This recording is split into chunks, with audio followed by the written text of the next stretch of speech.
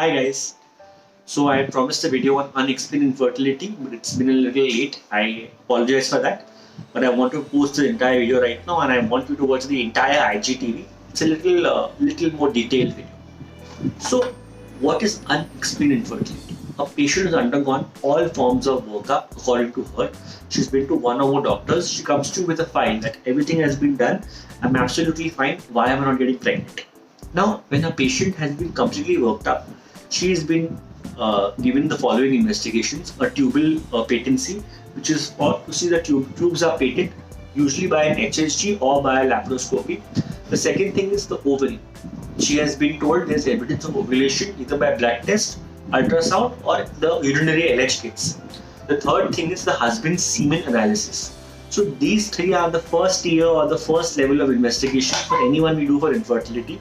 And if all is normal, if patient can't conceive despite 1 year of unprotected intercourse, she is told to be a case of unexplained infertility. Now, what more we can do in a patient of unexplained infertility to test?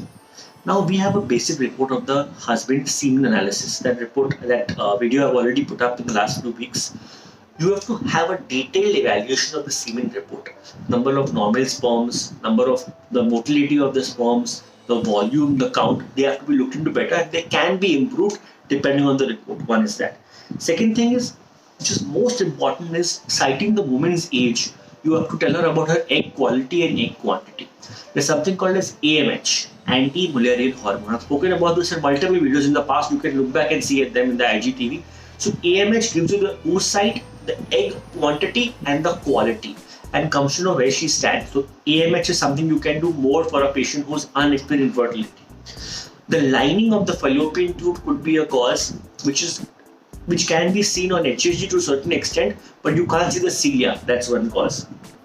Very often we have something called as implantation failure. A woman is not getting pregnant, or she's having a chemical pregnancy and spontaneous miscarriages. So there's something called as NK cells, natural killer cells, which are there in the blood and in the uterine lining. Now the level of NK cells in the uterus and the blood is different. So an endometrial sampling for NK cells can be also done. You can go to detailed history of the patient. Very often a patient won't talk openly about her marital and sexual life. There could be a defect or some problem in consummation of the marriage, issue with penetrative sex. My meaning is, couples are happy, they are married, they are living a married life, they are with each other, but the technique of penetrative sex could be wrong. Ejaculation of the semen into the vagina might not be happening. That's one thing. Also, you could go to certain psychological, personal aspects, why this is affecting them, any stress, anything, because the first thing we tell any patient also infertility, whether it's unexplained or a first patient, is to calm down. The hormone level should calm down. Also, any minor major infection, vaginal discharge, foul smell, itching, this has to be treated.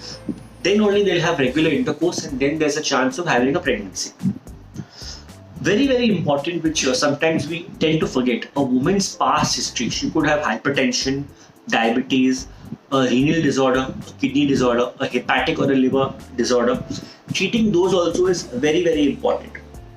Very, very often we have patients who are psychologically affected because of infertility, and because of society pressure and social peer pressure. So counseling with tender love and care is again very important. Now, what does one do to treat this? Let's say all this is treated and the reports come in normal. If a woman is 35 and she's not had a pregnancy till now, despite unprotected intercourse, then you have to go in for an IUI. An IUI with controlled ovarian stimulation is again very, very important. I would say maximum of 3 IUIs with COH, ovarian hyperstimulation, increases the chances of the sperm meeting the egg and a fertility to occur.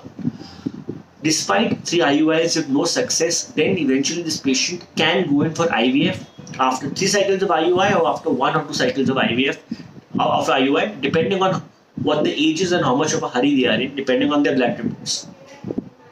So there's a solution for everything, but the first and foremost rule is calm down, get evaluated, follow one path, and make sure you have the entire workup and investigations done. That's all I wanted to say. I'll be posting a video on the techniques of IUI also. You can have a look at that shortly. If you like the video, please share with your friends, hit the like button and subscribe to our channel. Thank you.